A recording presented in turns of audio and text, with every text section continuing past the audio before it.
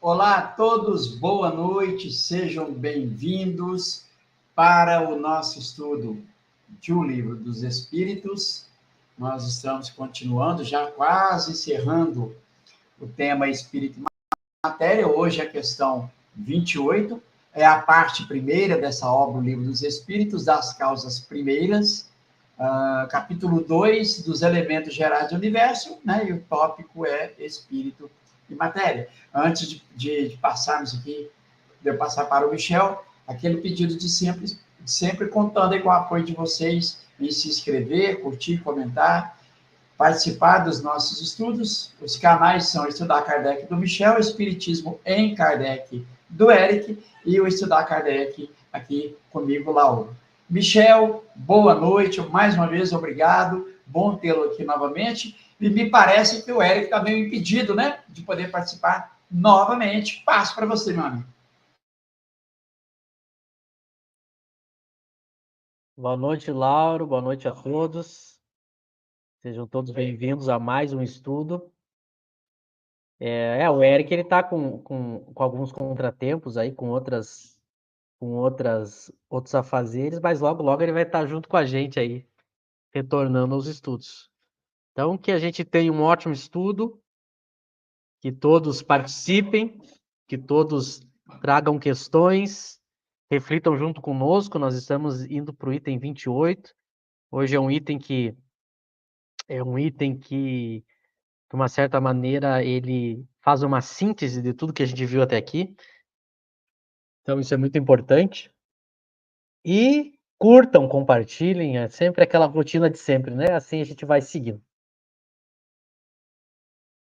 É isso aí, meu amigo. Bom, eu vou trazer para o compartilhamento aqui novamente. E caso você já queira iniciar a leitura, fique à vontade. Vamos lá, então, vamos já ler a questão, porque aqui é outra característica de Kardec, né? Que nos ajuda muito. Kardec, ele tem um hábito do bom professor que sempre ele sempre faz uma síntese do assunto. Ele sempre retoma de uma maneira resumida tudo que a gente viu. E muitas vezes, algumas dúvidas que a gente fica na leitura das questões, na síntese, algumas dúvidas se desfazem. Isso é muito interessante. Às vezes ficam algumas questões que a gente pode ficar ainda com alguma dúvida, e aí quando vai ler a síntese que Kardec faz, ele deixa muito claro. É muito interessante. Ele tem a gente que está há algum tempo sempre estudando as obras, a gente vai pegando o jeito de Kardec fazer, né? Ele trata de questões, ele propõe conceitos, ele faz todo um caminho, depois ele faz uma síntese. Então, por isso que isso faz dele o melhor professor que tem, né? Espiritismo, por essas características que a gente está citando. A gente vai ver isso na 28, né? Lembra que a gente está vendo muito a questão do que é espírito, o que é matéria, as diferenças, os conceitos e as limitações. E aqui ele tenta propor para os espíritos nomenclaturas, né?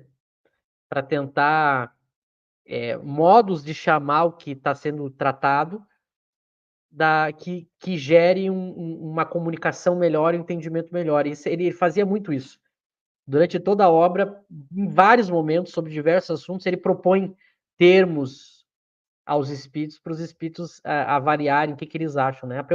Essa era a preocupação, eu diria, uma preocupação muito forte de Kardec. Ele tinha essa preocupação de ser o mais claro possível, deixar tudo de uma maneira bem clara para que o máximo de pessoas pudessem entender. Essa preocupação que ele tem, não são todos os autores que têm. Quem está acostumado a ler autores de ciência e de filosofia sabe que não é fácil muitos autores. Tem autores que é muito difícil de fazer a leitura. E Kardec, ele tem essa preocupação, constantemente essa preocupação, em deixar termos muito bem elaborados. Aquelas pessoas que estão habituadas a trabalhar aí com questões de filosofia, de ciência, elas vão ver como Kardec dá uma aula de como se dá nome para as coisas. A nossa linguagem, ela é muito complexa, né? Para a gente conseguir usar os termos e as palavras e as expressões certas para explicar as ideias o que a gente está querendo dizer com as palavras, com a linguagem. E Kardec dá um show em como fazer isso. Então eu diria que a questão 28, ela mostra muito bem isso, os espíritos mostrando como é que se constrói teoria, como é que se faz verdadeiramente uma boa teoria. E ela passa também por saber usar as palavras.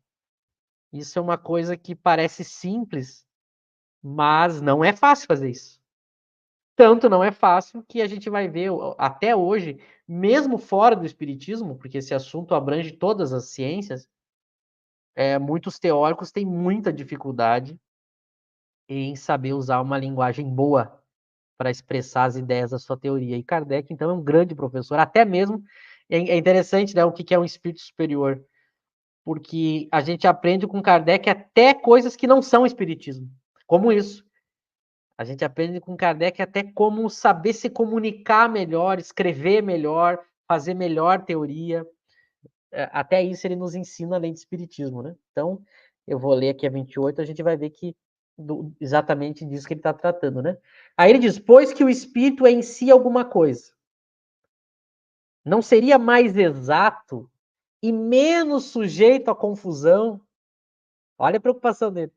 Dar aos dois elementos gerais as designações de matéria inerte e matéria inteligente? Antes de ler a resposta, só para a gente ficar um pouco na pergunta, vejam claramente o que eu estou dizendo, e aquilo que eu sempre falo, às vezes as pessoas pedem textos para a gente confirmar o que a gente está dizendo. Ó. Veja aqui, Kardec está preocupado com a exatidão e e tentar diminuir e evitar confusão. Nota, a pergunta diz isso, né? Não seria mais exato e menos sujeito à confusão? Ele quer trabalhar as palavras de uma maneira que fosse mais exato e menos sujeito à confusão. Vejam um exemplo de um bom professor e de um grande espírito. Hoje a gente sofre um problema, até mesmo dos espíritas e dos espíritos que vieram pós-Kardec, em que eles não têm essa preocupação que Kardec tinha, de ser exato nas palavras e não provocar confusão com as palavras, ser claro. Então, os bons espíritos, eles têm essa preocupação, eles querem ser claros, entendidos. A gente tem que ter muita cuidado, porque a grande maioria das discussões que a gente tem em movimento espírita hoje é problema de linguagem. As pessoas usam mal as palavras, elas relativizam os termos, elas tentam dar um significado muito subjetivo, e isso aumenta a confusão e diminui a exatidão, que é exatamente o contrário do que Kardec busca. Kardec quer ser mais exato e menos confuso. E a gente vai ver que o movimento espírita escreve livro, escreve livro, escreve livro. E eu vou acompanhando os livros, eu digo, meu Deus, o autor aqui, ele não define as palavras, ele não define os termos, ele não explica o histórico, ele relativiza os termos, porque quando tu relativiza um significado, a discussão ela fica impossível, porque toda vez que tu quer atacar um problema, o outro debatedor, ele muda o sentido do que ele estava falando, então a gente não consegue nem discordar e nem concordar com a pessoa que está do outro lado. Porque para a gente poder discutir uma ideia, eu tenho que definir, né? Eu digo assim, Lauro, a gente vai discutir essa coisa. Essa coisa quer dizer isso. Bom, a partir disso a gente concorda ou discorda. Agora, se toda vez que tu for discordar de mim, eu mudo o significado do que a gente está discutindo, fica impossível a gente discutir. E é muito comum isso no movimento espírita, muito comum no movimento espírita. A gente começa uma discussão e quando vê a pessoa, ela está falando de outra coisa. mas não era aquilo que a gente estava falando no início. Então, essa preocupação de Kardec de ser mais exato e diminuir a confusão. E aí ele propõe para os espíritos chamar o espírito de matéria inteligente e chamar a matéria de matéria inerte. Por que ele propõe isso? A própria pergunta diz: pois que o espírito é em si alguma coisa. Lembra que ele mostrou que para o espiritismo o espírito ele é alguma coisa. Ou seja, ele tem existência própria no espaço. Ele não é um ser abstrato. O espírito ele tem uma existência. Ele é alguma coisa. Ele é um elemento que existe não só na imaginação, não só na teoria. Não é uma abstração. Ele existe realmente como um ser, como um elemento, né? Mas ele não é matéria, os espíritos vão dizer. Então é muito complicado, porque lembra que a gente discutiu isso. Ele é alguma coisa, mas ao mesmo tempo eu não posso chamar ele de nada que se compare com a matéria que a gente conhece, porque ele é diferente de tudo. Mas ele é alguma coisa. Então Kardec ele tenta propor o seguinte para os espíritos. Bom, então quem sabe a gente faz o seguinte: a gente chama os dois de matéria, no sentido de que os dois são alguma coisa, mas para diferenciar, um eu chamo de matéria inteligente e outro de matéria inerte. Olha, uma proposta inteligente. Porque eu chamo de matéria para dizer que é alguma coisa, então não é um ser abstrato. E ao mesmo tempo eu coloco um adjetivo para mostrar a diferença dos dois. Um é inerte e outro é inteligente. Um é a causa da inteligência, o princípio inteligente, e outra é um princípio que não contém inteligência. É uma proposta boa de chamar. Aí vamos ver o que os espíritos acham dessa proposta de Kardec, né? Aí eles dizem: as palavras pouco nos importam. Compete-vos a vós formular a vossa linguagem de maneira a vos entenderdes. As vossas controvérsias provêm quase sempre de não vos entenderdes acerca dos termos que empregais, por ser incompleta a vossa linguagem para exprimir o que não vos fere os sentidos. Então, nota, tem muito elemento aí nessa resposta, eu quero pegar o iniciozinho dela, daí eu já passo para o Laura e para as pessoas que quiserem comentar. Primeiro, os espíritos colocam uma coisa muito interessante. A questão das palavras, esse trabalho de transformar o que eles estão dizendo em palavras, é papel dos homens. Isso é muito importante. Isso aqui está perfeitamente ligado ao capítulo 1 da Gênese, o caráter da revelação espírita, em que Kardec vai mostrar que o espiritismo tem duplo caráter. Duplo caráter. Caráter divino e o caráter científico. O que é o caráter divino? É a iniciativa dos espíritos em trazer as informações. São os espíritos que provocam as manifestações que se revelam e que falam sobre eles e seu mundo e a interação conosco. Mas tem a parte da revelação científica que Kardec vai dizer é trabalho dos homens. É os homens que têm que pegar essa parte da revelação que vem deles e transformar isso numa linguagem que seja compreendida, que seja lógica, que seja coerente, que seja científica. É o trabalho dos homens. E nesse caso, quem foi o homem responsável por fazer toda a parte escrita do Espiritismo? Allan Kardec. Por isso que, inclusive, as obras levam o nome dele, e por isso que ele tinha toda a liberdade de editar, criar os termos, criar os textos. Os espíritos traziam os princípios e ele transformava isso em palavras, em teoria, em escritos. Ele formulou a linguagem. Porque isso é trabalho, por isso ele diz, compete a vós formular a vossa linguagem. Porque os espíritos não têm língua, palavras, eles têm pensamentos. Então, cabia a Kardec organizar isso em termos, em palavras, em tornar tudo entendido. Isso é um papel nosso na revelação espírita. É um trabalho nosso que os espíritos não vão trazer pronto. Então, por isso que não existe essa coisa que a gente criou no movimento espírita de que a evolução do espiritismo são os espíritos que trazem as informações e a gente aceita. Como se fosse um papel passivo, né? Os espíritos trazem, a gente recebe e publica. Como as pessoas falam de Kardec, né? O codificador.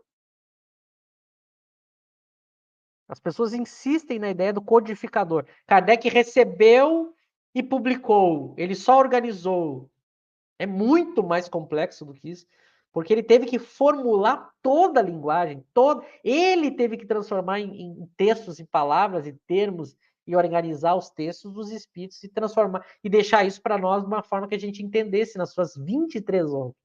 Não é simplesmente eu receber e publicar, como as pessoas acham que foi depois, né? Ah, o André Luiz veio, ditou para o Chico, a FEB publicou, está feita a evolução do espiritismo. Não é assim. Eles dão as informações e a gente tem que aplicar os métodos, a gente tem que formular a linguagem, a gente tem que separar. Não, é muito mais complexo do que isso. Por isso que Kardec não foi um simples codificador, um simples secretário. Ele fez. E tem uma coisa, só para concluir essa minha primeira fala, Laura. Essa parte que competia a Kardec é a mais difícil. Por isso é a mais meritória, por isso que ele é o maior espírito encarnado, só tendo acima dele o Cristo, nessa família toda de espíritos. Porque a parte mais difícil ficou para Kardec. É por isso que eu não posso. O que o movimento espírita faz? Ele inverte. Ele diminui a importância de Kardec e diz assim: eu acho tão interessante quando as pessoas dizem, a doutrina é dos espíritos. Kardec foi o codificador. A parte mais difícil do espiritismo foi Kardec quem fez. Vou repetir, a parte mais difícil, por isso que ele tem um mérito maior. E por isso que tinha que ser o espírito mais evoluído do Cristo, o apóstolo mais evoluído do Cristo, tinha que ser o responsável na Terra por organizar, por escrever o espiritismo. Porque é a parte mais difícil. Porque os espíritos estavam no mundo espiritual. Eles só davam a comunicação. Agora, a parte de transformar isso, saber corrigir os problemas que tinham do médium, como filtro. Saber transformar isso numa linguagem didática, clara, numa teoria completa, isso aí foi um trabalhão da vida dele. Que ele levou 15, 12 anos para fazer. Então, em vez da gente diminuir, a gente tem que aumentar o mérito de Kardec, porque ele fez o mais difícil. O mais difícil. É como se eu dissesse assim, é como se eu falasse de Jesus e dissesse assim, Jesus, ele representa Deus, o mérito, o que a gente tem que ressaltar é Deus. Jesus é só um meio, alguém que falou em Deus. É como se a gente fizesse a mesma coisa. Jesus diminuísse a importância de Jesus para exaltar a importância de Deus, né? Mas veja, seria uma loucura. É a mesma coisa a gente fala com o Espiritismo. A gente exalta o Espiritismo, os Espíritos e o Cristo e coloca Kardec como um secretário codificador. Mas ele fez a parte mais difícil. A parte mais difícil foi ele que fez. Então, a gente tem que corrigir esses pontos que o movimento espírita acha que não, que Kardec simplesmente ele tinha um médium, o médium ditava um texto, Kardec pegava, ia lá, organizava e publicava, não. Ele teve que fazer toda uma linguagem. E uma das maiores provas da grandeza dele é que depois dele ninguém conseguiu fazer com a qualidade que ele tinha, né? Eu quero que me apontem uma pessoa que depois de Kardec tenha feito um trabalho com a qualidade que ele fez, sendo que ele tinha menos recurso que a gente, né? Porque Kardec era de uma época que não tinha internet, não tinha computador, não tinha máquina de escrever, não tinha telefone, não tinha celular, não tinha nada. Só carta, cavalos e trem. O telégrafo ainda era com fio, estava começando a surgir o telégrafo sem fio, e ele criou uma doutrina com 23 livros que não se contradizem, uma teoria absolutamente completa, lógica, sem contradições, clara, que abrange todo o conjunto de fenômenos que se propõe, e ele conseguiu fazer isso correr o mundo inteiro em 12 anos. Tudo isso no século XIX. A gente tem tudo à disposição e não consegue fazer o Espiritismo sair do Brasil.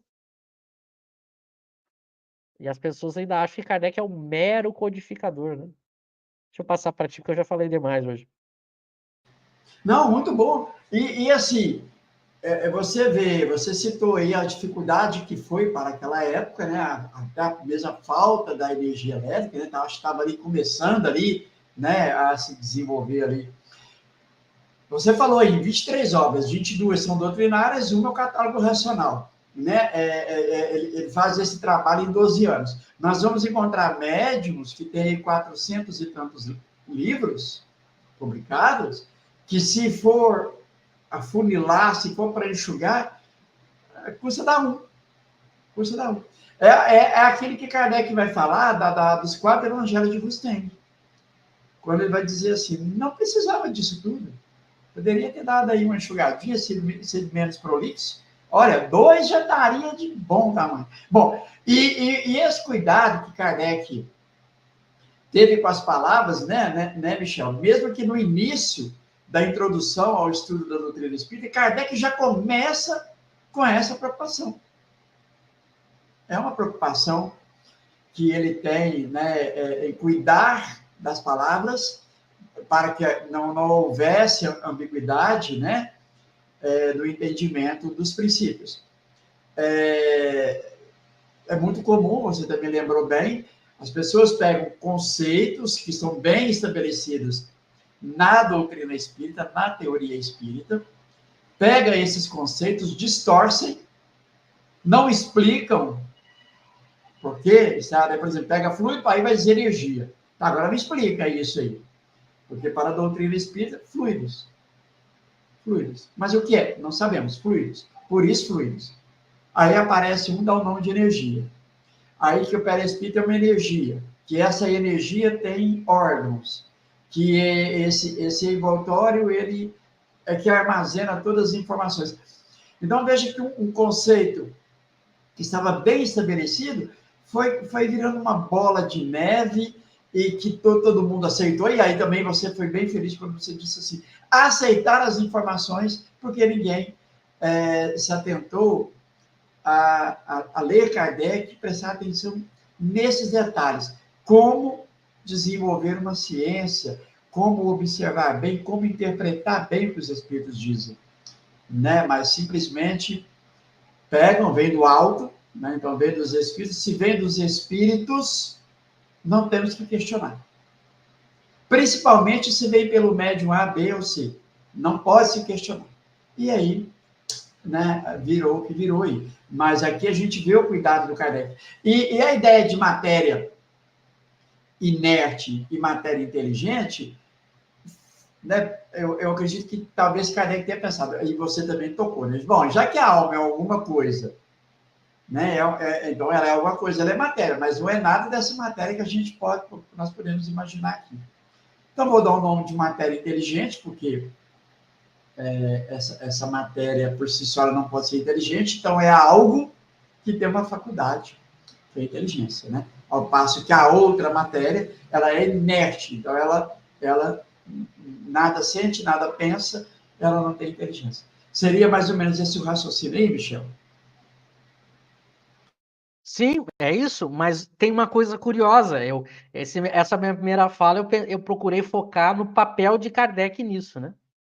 Na questão de escolher os termos, escolher a linguagem e tudo mais. Por quê? Porque ele foi quem melhor fez isso. Então, é por isso que eu digo, quando a gente vai estudar Kardec, a gente não pode ficar inventando, mexendo em algo que ele fez muito bem. que a gente estraga. Esse é o primeiro ponto.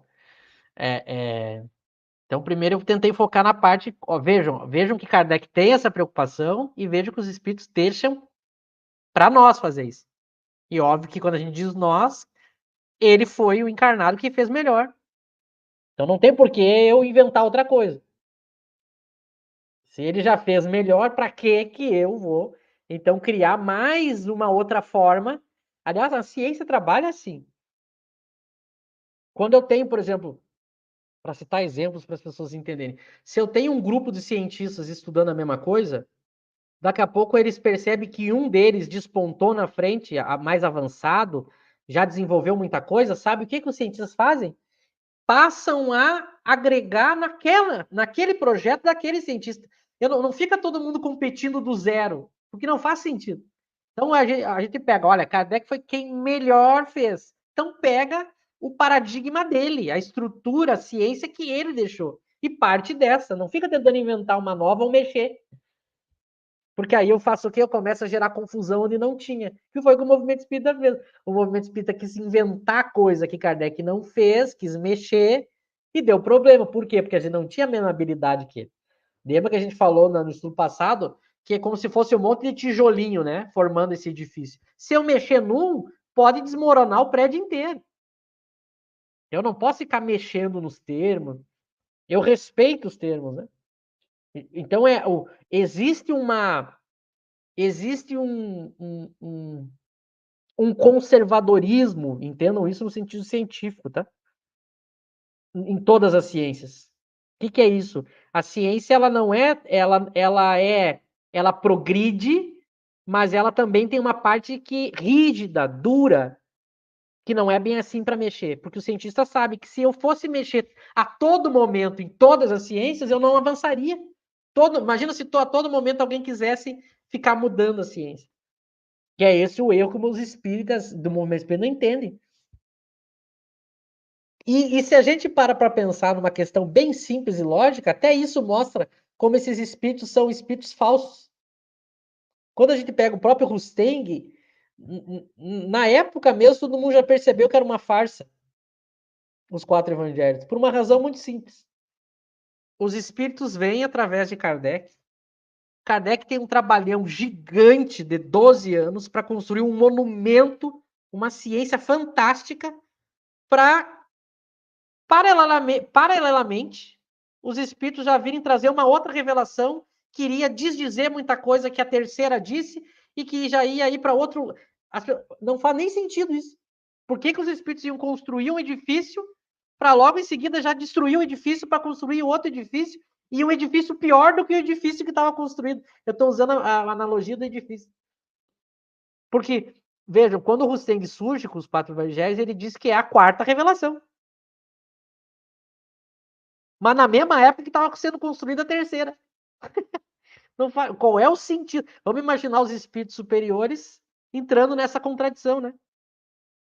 Imagina que eu compro um terreno, Laura, e começo a construir um edifício. Quando está lá no 8º andar, no 10º andar, chega tudo dizendo assim, não, mas agora nós vamos demolir esse edifício, nós vamos construir outro edifício. Como assim? Não faz sentido. Então, o fato do mas é que o que acontece também? Isso é uma coisa importante. É importante, eu lembrei de falar. Rusteng foi ignorado na época de Kardec. As pessoas não deram bola. Ninguém não é o termo, mas o Rusteng não chegou a competir com a obra de Kardec. Porque a maioria dos espíritas viram que não tinha sentido aquilo. Que às vezes, como se fala dessa polêmica no nosso meio espírita, parece que houve na época um abalo, né? Parece que o movimento espírita se rachou, se dividiu. Nada disso. O rustenguismo foi medíocre no século XIX. Sabe, adivinha onde que o rustenguismo ganhou força e ganhou preferência? No Brasil. Foi no Brasil com a FEB, com Bezerra, com Chico, com Emmanuel. Foi no Brasil com o Divaldo, que o rustenguismo cresceu. Porque para os espíritas que estudavam Kardec, aliás, para a gente que estuda Kardec, Não, parece que o rustenguismo, assim, meu Deus, estou na dúvida, fico ou não com o Rusteng. Os 4 evangelhos, eu estou falando aqui no sentido do conteúdo, tá, pessoal? É ridículo. A obra do Rusteng é ridícula, tanto que ela não fez sucesso. Mas no Brasil, que a FEB, hoje o movimento espírita tradicional é rustenguista, mesmo que muitos movimentos espírita que praticam o movimento espírita e seguem o movimento espírita não saibam. Isso é outra coisa curiosa, o movimento espírita segue Rusteng sem saber, porque as práticas e o jeito de pensar do movimento espírita, do jeito de pensar do Emmanuel, do jeito de pensar do André Luiz, é rustenguista. Mas isso foi no Brasil. É importante essa restauração histórica, porque, por exemplo, aquele outro povo que não tem cabimento, que é o povo da... O pessoal, por exemplo, que falava da adulteração da obra de Kardec, colocava muito isso, como o rustenguismo do Lemarie tendo prejudicado o espiritismo.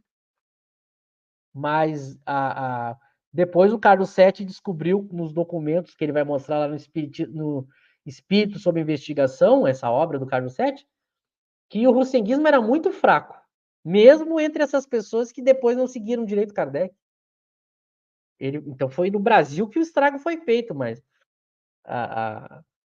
o estrago que o rustenguismo fez no espiritismo na época não é a força que dão, né? O próprio, por exemplo, erros do Lemarie não foi tanto por causa da questão dele ter namorado com o rustenguismo, né? Não, foi mais por outras questões. Mas, então eu tenho essa questão de Kardec construindo algo e não fazia nenhum sentido os espíritos já virem destruir algo que eles, junto, construíram já iam destruir, né? Então, esse é um ponto importante. Mas o outro ponto que é muito importante é o seguinte: esses dois termos que Kardec deu a ideia aqui, na questão 28, matéria inteligente e matéria inerte, ele depois não leva adiante. Então, olha que interessante. Ele propõe para os espíritos, e os espíritos dizem assim para ele: olha, isso compete a vós. E ele analisa e não leva adiante, porque depois disso ele não vai mais usar. Ele não vai empregar a própria ideia que ele deu para os espíritos. Porque ele viu que os espíritos não deram, se fosse algo relevante, os espíritos iam ter dito, não, aplica que vai ser melhor. Os espíritos disse assim, ó, escolha você. Ele diz, opa, então se eu que escolho, então não tem essa E ele larga. E talvez ele tenha largado porque, imagina o seguinte, se ele chama de matéria inerte, matéria inteligente, o fato de chamar de matéria ia gerar confusão. É melhor dizer que é imaterial, no sentido de que é diferente de tudo que a gente conhece de matéria. É melhor dizer é alguma coisa, mas vocês não sabem, não podeis dizer o que é. É melhor dizer isso do que chamar os dois de matéria. Mesmo colocando o adjetivo inerte e inteligente para diferenciar, ia gerar confusão. Então é interessante porque quem acompanha a obra, e agora com as cartas de Kardec que estão vindo à tona, a gente vê isso.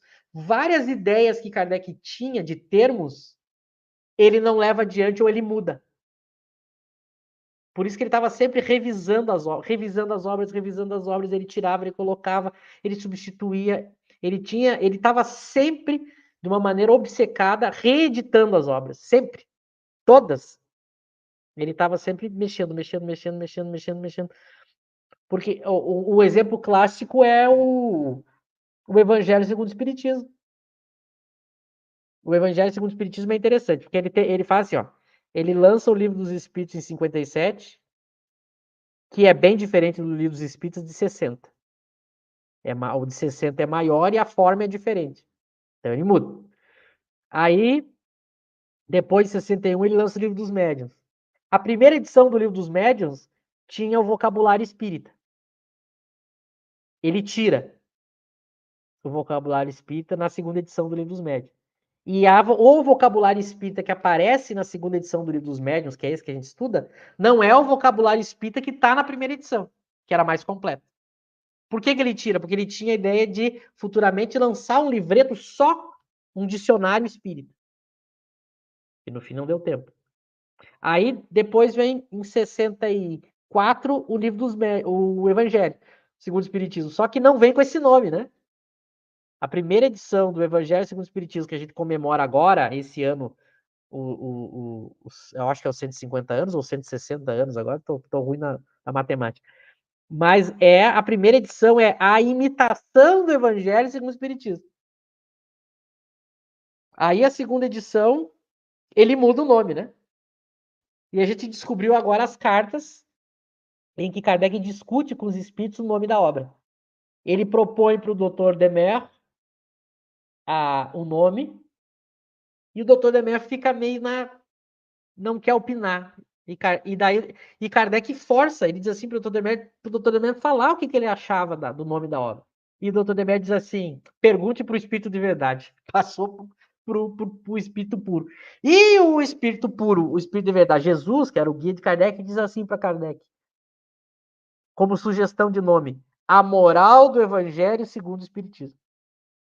Sabe o que Kardec fez? Não seguiu a ideia do Espírito de Verdade. Não seguiu a sugestão do Espírito de Verdade. Aí ele muda de a imitação do Evangelho segundo o Espiritismo para o Evangelho segundo o Espiritismo, na segunda edição, que é em 65. E não é essa edição que a gente estuda, que as pessoas conhecem o Evangelho. A gente conhece a terceira. Aí na terceira edição, que na segunda edição ele só mudou o nome, mas ficou a mesma coisa que a primeira edição, o conteúdo, a forma. Na terceira edição do Evangelho segundo o Espiritismo, ele mudou o nome e a distribuição da obra. Tirou coisas e mudou coisas. Então, por que eu estou citando tudo isso? Porque tem a ver justamente com o que a 28 está tratando. Kardec escolhendo, mudando e sempre lapidando os textos, tirando frases, colocando, tirando coisa ali, tirando coisa aqui, mostrando que realmente esse papel é nosso. Não basta simplesmente o espírito ditar. E só para concluir essa parte desse papel, espíritos e homens e uso da linguagem, as pessoas não pensam o seguinte, Laura, elas não raciocinam uma coisa muito simples. Se o espiritismo fosse feito assim, vem o espírito, dita, o médium que é santo recebe e a gente publica e está feito o espiritismo, as pessoas não raciocinam uma coisa, Kardec tinha o Cristo, que era um espírito puro à disposição. Se fosse assim, era só Kardec ter sentado lá no seu escritório, pego o médium que recebia Jesus, submeter todas as perguntas a Jesus, Jesus respondia, era um espírito puro, estava feito o espiritismo. A obra podia ser o espiritismo inteiro podia ser uma obra psicografada ditada pelo Cristo. Por que não foi assim? As pessoas não param para pensar. Porque não é assim que eu descubro a verdade. Simplesmente perguntando e o Espírito respondendo. Por isso que ele diz, tem uma parte da revelação que é papel dos homens, trabalho dos homens. Os Espíritos não vão fazer. Depois que Kardec criava a teoria, criava os textos, depois, aí é uma coisa interessante. Depois que ele terminava, sabe o que os Espíritos faziam? Agora nós vamos ditar um texto explicando, complementando o que tu escreveu. Depois que ele tinha feito. Isso é muito comum no livro dos médios. Kardec está tratando, daqui a pouco no final vem o Erasto, vem o Lamennais, vem Sócrates, vem algum espírito e daí dita uma explicação para os fenômenos. Mas depois que Kardec já criou os termos, depois que Kardec já desenvolveu a teoria. É muito interessante isso. Para a gente perder essa visão ingênua de espiritismo que a gente tem. Não, tem lá um médium que é um profeta santo, ele recebe. O Emmanuel vai dizer isso abrindo o nosso lar. A introdução, o prefácio de nosso lar é o Emmanuel que faz. E o Emmanuel, ele sugere que o André Luiz é o representante da coletividade dos espíritos. Ele está falando em nome de todos, para dar um ar de autoridade, né? Mas não é assim que funciona o espiritismo. Um espírito vem e disse em nome de todos. Negativo. Vai ter valor de opinião pessoal. Pode dizer que é na na visão de todos. Ah, estou aqui representando. Imagina se eu dissesse assim, Laura, estou aqui representando todos os espíritos da obra de Kardec, viu? Me escutem. Negativo. É valor de opinião pessoal. Então, Kardec não tinha isso e o movimento espírita acho que teve. E eu vi essa semana uma palestra de um autor espírita dizendo que quando saiu as cartas do Canuto Abreu, aliás, quando o Canuto Abreu conseguiu as cartas de Kardec, que ele ia revelar para o movimento espírita inteiro, adivinha quem é que eles consultaram para saber se revelavam ou não as cartas de Kardec? Questionaram o Emmanuel. E aí o Emmanuel disse assim, não tragam a público as cartas de Kardec, porque ainda não é o tempo disso ser descoberto. E eu falo em nome de todos os espíritos da codificação. Olha a bucha que a gente fez, né? Podia ter revelado as cartas de Kardec nos anos 50. E aí o Canuto não revelou porque resolveu seguir o Emmanuel. Seguir o Emmanuel. Mas é óbvio que o Emmanuel não quer que Kardec... Se as pessoas começarem a estudar Kardec, as pessoas vão descobrir que o Emmanuel é um espírito fascinador, pseudo-sábio. Então é óbvio que não é do interesse dele que se divulgue, né? É como se eu dissesse assim, eu estou investigando, eu sou um policial e estou investigando um assassinato. E aí para tirar uma dúvida, eu vou perguntar para o suspeito do assassinato o que ele acha. É óbvio que ele vai dizer não, né? Não precisa investigar, não. Tá tudo resolvido, foi acidente. Quando eles tinham uma dúvida, eles perguntavam para o Emmanuel, mas o Emmanuel é do interesse do Emmanuel que Kardec não seja descoberto. O Chico disse, isso, o Divaldo diz isso, né? Da boca do Divaldo, né? Que o Divaldo diz que o Chico tinha dúvidas. Olha que interessante isso. O Chico teve dúvidas sobre o que o André Luiz estava ditando quando ele começou a psicografar Nosso Lar. Olha que interessante. Talvez já eram os bons espíritos de verdade, inspirando o Chico para que ele não caísse nessa obra que mais fez mal para o espiritismo. Né? E aí, sabe o que o Chico fez, meu Deus do céu? Como ele ficou com dúvida, sabe quem é que tirou a dúvida dele? O próprio André Luiz e o Emmanuel. Mas é uma questão lógica. Eu vou perguntar para quem está me dando golpe, será que tu está me dando golpe? O que ele vai dizer? Não, estou te dando golpe. Aí diz que o André Luiz tirou ele do corpo e levou ele até Nosso Lar. Então, quem comprovou a própria verdade da sua teoria foi o próprio autor da teoria. Mas aí não vale, né? Então, esse foi o equívoco. Não é assim que funciona. Por isso que Kardec não ficava assim, só questionando o espírito de verdade, porque aí eu não seria uma ciência, seria uma religião, em que um profeta fala, um Deus, alguém em nome de Deus fala, e eu aceito que veio daquela pessoa. Mas ele não fez assim. Ele fez uma ciência, ele submeteu a critérios, a pesquisa, a concordância, a lógica, a razão, a análise do mundo inteiro. Médios diferentes, espíritos diferentes, vários critérios, para daí sim admitir aquilo ali. E a gente criou o emanuelismo, né? Não, o Emmanuel disse, o Chico disse, chiquismo, né?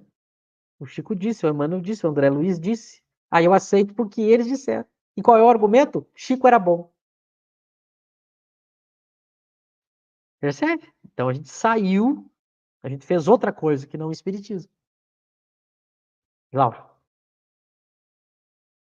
Não, é isso. E tivemos aí 70 anos de retrocesso. Simplesmente porque na comunicação diz não revela, guarda tudo no momento propício, no momento adequado, né? Nós vamos dar o aval para a divulgação. Então foram 70 anos aí, pelo menos, que o movimento espírita está estagnado e totalmente equivocado quanto o que é a prática do espiritismo, né? Olha, nós temos batido muito na tecla em todo esse tempo aí não conhecemos a necessidade de evocar. Muito pelo contrário, a evocação é um perigo, não se evoca. Só na casa espírita e não é apto evocar. Os espíritos vão se comunicar, os irmãozinhos sofredores, espontaneamente. Né? E aí, né, segue todo isso que a gente tem insistido muito. E Kardec, né, se a gente observasse bem, ele tinha tanto cuidado, teve tantos cuidados no trato para, né, a construção dessa doutrina, que somente interesses pessoais, como aconteceu ali no início do século XX aqui no Brasil, com Bezerra, Feb, Companhia Limitada, pudesse estar à frente de Kardec da ideia espírita, né? Mas como a verdade é verdade, né? Ela não vai ficar oculta. Chega um momento em que ela começa a surgir o que está acontecendo agora.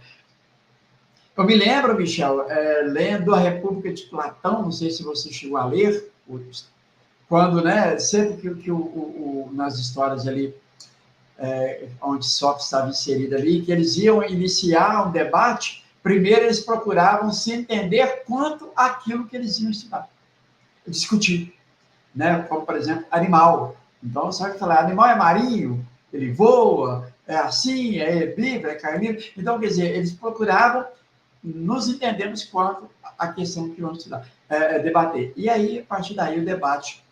Né, eles não ficavam perdendo tempo em tentar se entender quantas palavras, o que os Espíritos vão dizer. Pelo contrário, né? É o que Kardec fez. Não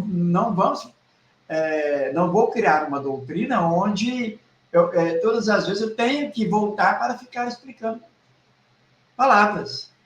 E ele vai dizer, a doutrina espírita não é ambígua. Pronto. Aí nós tornamos ela ambígua, confusa. Na verdade, nem é doutrina espírita, se for bem pensar, né? Qualquer doutrina, menos espírita. Michel. Agora tu abriu um gancho para a continuação da resposta, porque eles dizem, as vossas controvérsias provêm quase sempre de não vos entenderdes acerca dos termos que empregais. E é muito sábio isso, porque o que acontece? Vamos pegar exemplos do que acontece hoje. A pessoa, por exemplo, o projeto lá que eu tenho, o Nosso Lar Segundo o Espiritismo, né? Que eu recebo muitas pessoas me propondo contra-argumentos, né? Dizendo por que eu estou errado e o André Luiz está certo. E é interessante porque esse exercício das pessoas me chamarem ajuda muito no próprio projeto.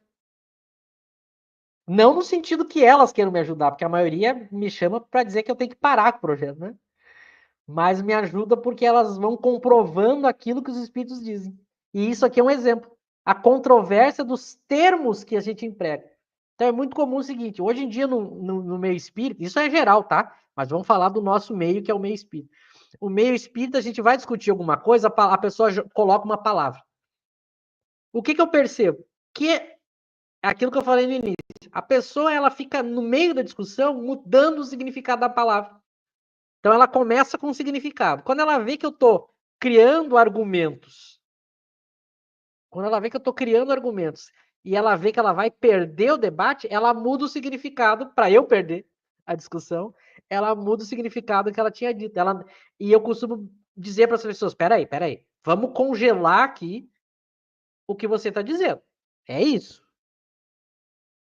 Não adianta depois, no meio da conversa, você dizer que isso que você chamou de isso agora não é isso. E é muito comum. As pessoas me mandam livros. As pessoas me mandam livros que defendem a obra do André Luiz, né? Porque elas acham que eu não li esses livros, né? Então elas acham assim, ele tá falando isso porque ele não leu a obra do fulano. Inclusive o próprio autor, um desses autores que escreve a favor das colônias espirituais, ele me mandou os livros dele. Gentilmente, me mandou sem briga, sem ofensa, não. Ele me mandou, ele disse assim, olha, lê aí. Só que é curioso o livro dele, Porque na obra dele, para ele defender a ideia de colônia espiritual, as ideias do André Luiz, ele faz exatamente isso que a 28 está fazendo. Ele vai mudando os termos das palavras que ele está usando a todo momento. Então ele vai sempre mudando, que é para poder parecer que é verdade, né? Só que em lógica não funciona assim, né? Em lógica, eu estabeleço as premissas e tiro as conclusões. Agora, quando eu chego na conclusão, eu não posso mudar a premissa. Se eu for mudar a premissa, daí é outra conclusão, evidentemente. Então, eu não posso ficar mudando as premissas. E claro que se eu ficar mudando as premissas, as conclusões vão ser diferentes. Então, para citar um exemplo prático, né? Agora, o movimento espírita tem uma parte do movimento espírita que, para defender André Luiz, ela tenta dizer que quando o André Luiz fala em umbral, ele não está querendo dizer que é um lugar. Então, olha que interessante. Isso aí dá um estudo, viu? Dá um estudo psicológico do próprio movimento espírita. Olha que interessante. Algumas pessoas do movimento espírita já perceberam que se a gente ficar com a ideia de que umbral é um lugar específico, isso entra em contradição com Kardec. Então, olha a sacada do movimento espírita. Entre aspas, né? Então, eles perceberam o seguinte: para não entrar em choque com Kardec, as pessoas estão tentando desdizer o que o André Luiz disse. Então, elas estão dizendo: não é que o André Luiz está errado, é que você está entendendo errado o que o André Luiz disse. Olha que inteligente isso. Só que por que essas pessoas erram? Porque o André Luiz deixa absolutamente claro que ele está querendo dizer que umbral é um lugar. Não adianta eu tentar distorcer, é só pegar o livro e ler. Ele deixa claro que é um lugar. É um ponto geográfico. Então as pessoas tentam salvar o próprio André Luiz, tentando desdizer o que o próprio André Luiz disse. É o que eu estou falando aqui, a pessoa fica relativizando os conceitos.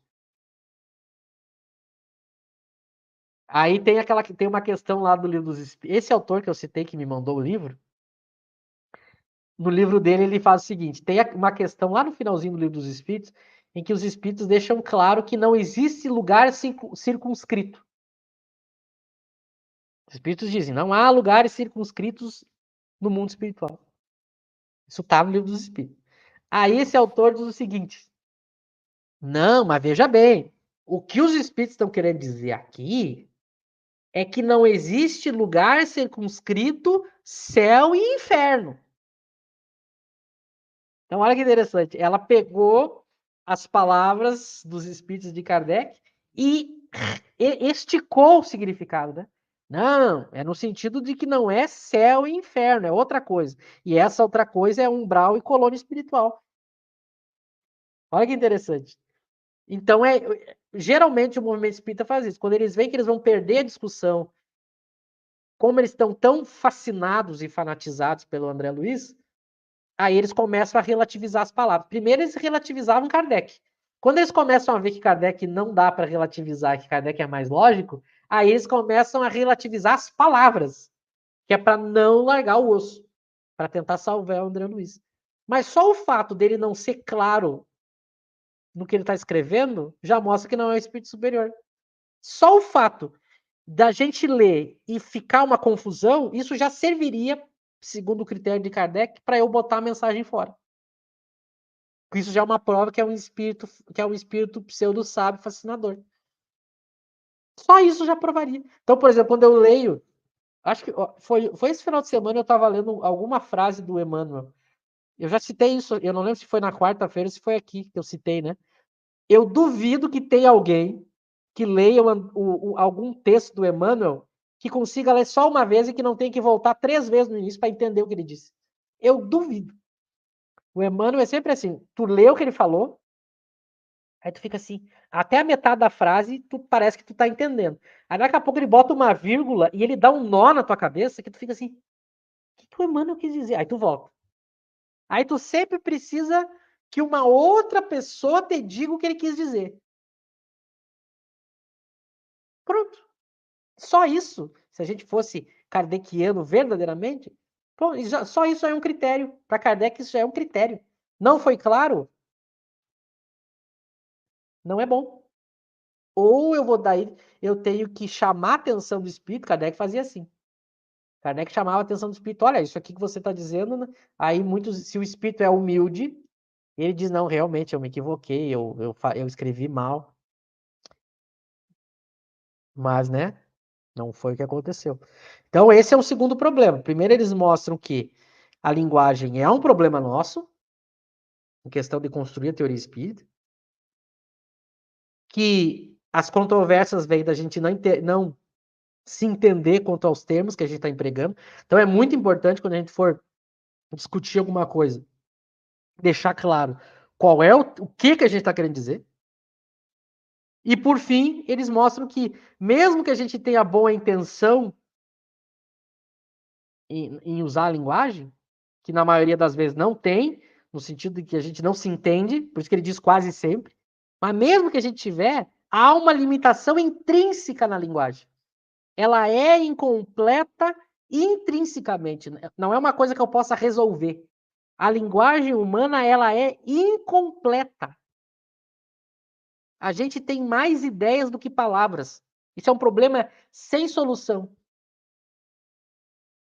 A gente tem mais ideias do que palavras, então vai dar problema, né? Porque eu vou ter que usar as mesmas palavras para dizer ideias diferentes, porque a linguagem é incompleta. Então, nem tudo eu consigo comunicar. Então, veja que importante que eles deixam. Há uma incompletude na linguagem que é intrínseca. O que é intrínseco? É algo que eu não tenho como resolver, tirar, separar da linguagem, por exemplo. Ela é incompleta. Então, isso os filósofos já sabem. O Lauro citou a obra do Sócrates, que foi dita por Platão. O Sócrates vai descobrir isso. O Sócrates vai perceber que para eu explicar um termo, eu tenho que usar outro termo, que para explicar esse termo, eu tenho que usar outro termo, que para explicar esse termo, eu tenho que usar outro termo. Ou seja, por isso que ele vai dizer só sei que nada sei, né? Agora, claro, os filósofos e os cientistas, os que fazem teoria, sabem desse problema, né? A linguagem ela é incompleta. Claro que essa incompletude da linguagem, que a gente já sabe desde Sócrates, não vai impedir a gente de construir conhecimento. Muito cuidado. Senão a gente chegaria na ideia, porque há correntes filosóficas que vão dizer que a gente não pode produzir conhecimento, né? Só que qual é a contradição que os filósofos costumam dizer para essa linha da filosofia? Se eu digo que o conhecimento não é possível, isso já é um conhecimento, logo é uma contradição lógica. Percebe? Eu dizer que não é possível conhecimento é um conhecimento. Então, isso é uma contradição lógica. Mas se sabe que há uma limitação. A nossa linguagem é limitada. Então, eu tenho que ter um autor que faça o máximo para suprir essas deficiências da linguagem. No caso do Espiritismo, quem é que fez isso? Kardec. Então, nota, ele está usando, a gente está estudando termos difíceis de entender, que é Deus, Espírito e Matéria, são elementos difíceis da gente entender, mas Kardec está usando aquilo que é possível e tentando ser o mais claro possível, mostrando as diferenças, mostrando a característica que dá para saber de cada um, mostrando que são elementos independentes. Então, ele usa muito bem a linguagem para definir algo que por si só é incompleto. Então, ele dá aquilo que a gente pode saber e dá da melhor maneira. Então, a gente tem que se espelhar em Kardec e aprender com ele como é que faz isso. Para quando a gente for construir teoria ou tentar entender a teoria, a gente não tem que aplicar as nossas deficiências na teoria, que é o que a gente fala no movimento espírita. A nossa leitura, a nossa interpretação é ruim. E a gente reproduz isso nas casas espíritas. Aí a gente traz confusão, contradição. Então, como a gente tem que aprender com quem fez melhor. Faz com Kardec, não fique inventando moda. Eu sempre digo, não fique inventando moda, querer fazer coisa que que alguém competente como era Kardec não fez daquele jeito. Para concluir, é o exemplo da apostila, né? A apostila é um belo exemplo disso. O movimento espírita tentou facilitar para estudar o espiritismo e criou as apostilas. Só que a gente já tem alguém que criou as melhores obras para entender espiritismo, se chama Allan Kardec. Aí meia dúzia de pessoas incompetentes ou menos competentes que Kardec inventaram de criar elas o melhor jeito de estudar espiritismo e criar as apostilas que são pior do que Kardec fez. Mas elas não entenderam isso. Se elas tivessem entendido isso, elas não tinham feito a apostila. Elas tinham entendido, opa, Kardec já fez o melhor, não adianta eu tentar criar o meu. Então isso é muito importante, né? A gente vai ter que deixar o comentário final para a próxima segunda. Mas era importante a gente tratar desses problemas da linguagem hoje. Né? Ah, sim, não, e foi ótimo. E sobre a pergunta da Mônica, olha, Mônica, o que eu imagino aqui, e aí é uma opinião minha, que hoje esses espíritos, como né, esses que usaram o nome de André Luiz, Emmanuel, já percebem que o que menos vai dar ibope são livros. Visto é que livrarias espíritas estão fechando, porque a procura, a busca dessas chamadas obras mediúnicas, romances mediúnicos, estão cada vez menores. Há um desinteresse muito grande, que é natural. Isso não preenche mais nada. Eu acredito, e talvez aí o Michel saiba me dizer, ou responder você, eu acho que não, ninguém aí se manifestou dizendo, usando esse nome André Luiz. Mas eu passo para o Michel aí e já vou me despedindo aqui, agradecendo a você, Michel, a todos que participaram, a você que está nos assistindo agora, e convidando para o nosso estudo amanhã às 18 horas da Revista Espírita. Michel, passo para você. Pessoal, uma boa noite e nos vemos amanhã. Eu entendi o que a Mônica perguntou, né? Se alguém afora o Chico, mais alguém evocou ou recebeu André Luiz. Eu desconheço. Até se tiver, me mande, né? Já que eu estou estudando isso para o projeto. Algumas pessoas deram a ideia da gente futuramente, no caso do meu projeto, de evocar o André Luiz. O que eu tenho dito é o seguinte, é uma ideia a se pensar, mas eu acho, isso é um achismo de momento, que eu posso mudar depois, né? Porque, por enquanto, eu ainda eu estou focado em concluir o projeto, né? Porque como eu sei que os espíritos querem porque querem que eu não faça o projeto, esses espíritos, né? Então surgem várias distrações para eu parar, né? Aí eu começo a me ocupar com outra coisa, daqui a pouco esqueço do projeto. Então o projeto vai ser feito até o final. Aí depois sim eu posso. Então muitas pessoas deram a ideia de evocar o André Luiz, evocar o Emmanuel, né? Só que o que eu estava dizendo, o que eu penso de momento é que eles não viriam. E se viessem, o que eles diriam de diferente, né? Eu não acredito. Claro, eu digo que é uma coisa que eu posso no futuro mudar e de repente a gente faça isso, né? Para tirar a dúvida, a gente faz, tenta evocar, pergunta para os anjos de guarda o que eles acham, acho que isso é importante. Mas eu acho, e eu estou dizendo, deixando bem claro que eu acho, então, se daqui um ano eu apareço dizendo algo diferente, as pessoas já sabem que depois, quando eu meditar seriamente sobre isso, pode ser que eu mude de ideia. Mas eu acho que não adiantaria, eu acho que eles não viriam. Se eles viessem, eles iriam dizer as mesmas coisas e pior, eles iam começar a inventar coisas para ficar justificando o que eles já descreveram. Então eles iam criar mais uma penca de mensagens para ganhar mais ibope e ficar enrolando. Porque o que é o espírito pseudo-sábio? O espírito pseudo-sábio, ele não está preocupado com a verdade, ele diz qualquer coisa para ter audiência. Então, como não é um espírito sério, evocar é pior, porque ele só vai ficar ali tentando te enganar, te enganar, te enganar. Então, esses espíritos, a gente não pode dar voz para eles, porque eles não são sérios. É diferente do espírito inferior. Não é que a gente não possa evocar espíritos inferiores.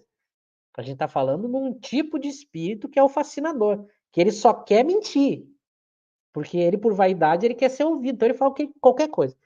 O espírito inferior, mas que é sério, que é honesto, esse a gente pode evocar. Ele pode se arrepender, pode mudar de ideia.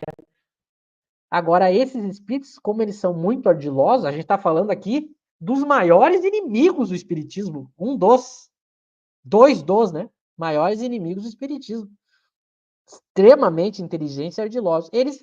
Eu acredito que eles vão ficar inventando, daqui a pouco a gente está 1 ano recebendo mensagens deles, criando mais 500 teorias para explicar as antigas, tudo para justificar e não dizer assim, errei, não devia ter ditado, me arrependo, perdão, Allan Kardec, que é o que eles deveriam dizer, e um dia vão dizer, né?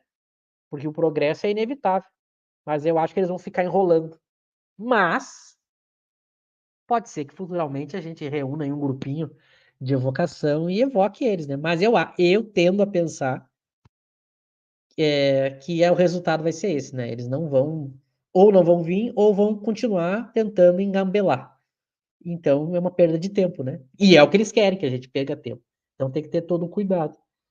Mas que eu saiba, ninguém mais entrou em contato com eles. Se alguém souber de livros, mensagens deles, pode me mandar, porque eu estou reunindo, né? Porque o projeto ainda está sendo elaborado. Eu estou gravando, mas eu ainda estou construindo, estudando, né?